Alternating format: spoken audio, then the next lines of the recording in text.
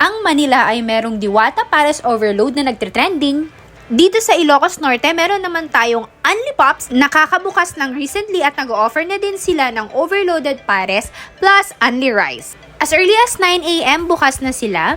At syempre, ang pinunta ko talaga dito is yung kanilang overload pares. At kung nakikita mo, meron siyang bagnet, chicharon bulaklak, beef, at umorder na rin pala ako ng kanilang newest Hungarian sausage. Hindi siya yung typical kanto style na pares. Kumbaga, ito is mas malalaki yung karne, mas madami siyang sahog, and mas malalasahan mo talaga yung broth. Yung sausage, meron siyang snap of crunch pag kinagat mo, and juicy pa rin siya. Sa sabaw naman, sakto lang siya, hindi siya yung parang malapot, hindi naman siya yung parang malabnaw.